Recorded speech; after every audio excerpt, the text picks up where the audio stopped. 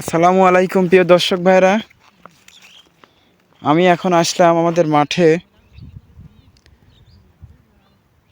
এবং একটি এই যে হালি পেঁয়াজের যে বীজ, আমরা যে বীজটা আসলে হালি পেঁয়াজের যে চারাটা পাই বা যে পেঁয়াজটা পাই, সেই পেঁয়াজের কিভাবে বেসন উৎপাদন হয় সেই বেসন উৎপাদনের একটি জমিতে আমি আসলাম। এখন ক্যামেরাতে এখন যে ফুলগুলা দেখতে পাচ্ছেন, মূলত এটাই কিন্তু পেঁয়াজের বীজের গাছ, মানে এইভাবেই কিন্তু পেঁয়াজের বীজ উৎপাদন করা হয়। এটা প্রথমে এটা মূল কাটা লাগানো হয়েছিল। মূল কাটা থেকে পেঁয়াজের যে ফুল হয়, ফুলগুলা কিন্তু দীর্ঘদিন জমিতে রাখার ফলে একসময় ফুলগুলা কিন্তু মৌমাছি দ্বারা পরাগায়ন ঘটে এইরকম পেঁয়াজের বীজে পরিণত হয়।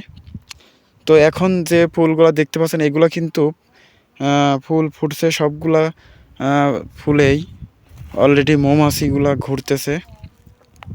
এখন পরাগায়ন ঘটবে এইগুলাতে। পরাগায়ন ঘটার পর এর ভিতরে বীজ আসবে। এটা নির্দিষ্ট সময় পরিপক্ক হওয়ার পর কৃষক ভাইরা কিন্তু এটা 2 থেকে 3 ইঞ্চি করে কেটে নিয়ে তারা বাসায় নিয়ে গিয়ে এটা মাড়াই ঝাড়াই করে বীজ হিসেবে সংরক্ষণ করে রাখবে। কিন্তু তো যে সকল বন্ধুরা কখনো দেখেননি যে পেঁয়াজের বেসন কিভাবে বা পেঁয়াজের বীজ কিভাবে উৎপাদন হয় বা কিভাবে পাওয়া যায়, তো এটা হচ্ছে পেঁয়াজের বীজের কিন্তু গাছ। মূলত পেঁয়াজ থেকেই পেঁয়াজের বীজ উৎপাদন হয়। প্রথমে মূল কাটা পেঁয়াজ লাগানো হয়, তখন মূল কাটা পেঁয়াজ থেকে যে পেঁয়াজের যে লাল বা ফুল হয়, সেই ফুলকে দীর্ঘদিন রেখে দিলেই কিন্তু ফুল থেকে ফলে পরিণত হয়, মানে বীজে পরিণত হয়। তো বন্ধুরা, আপনারা কিন্তু এই ধরনের পেঁয়াজের বীজ উৎপাদন করতে পারেন। এটাতে কিন্তু বাম্পার ফলন হয় এবং যদি একবার ঠিকভাবে আপনি যদি ফসলটা কেটে ঘরে নিয়ে যেতে পারেন, তো আপনি কিন্তু লাখপতি হয়ে যাবেন। কারণ বর্তমানে পেঁয়াজের বেসনের খুবই চাহিদা। কারণ আমরা যে সময় হালি পেঁয়াজের চারা দিই, বীজতলা দিই, তখন কিন্তু 1 কেজি পেঁয়াজের দানা 5 থেকে 10,000 পর্যন্ত, 12,000 টাকা পর্যন্ত হয়ে থাকে। তো সেই হিসেবে অন্যান্য ফসলের চেয়ে কিন্তু পেঁয়াজের বীজ উৎপাদন অনেক সহজ এবং লাভবান একটি চাষাবাদ।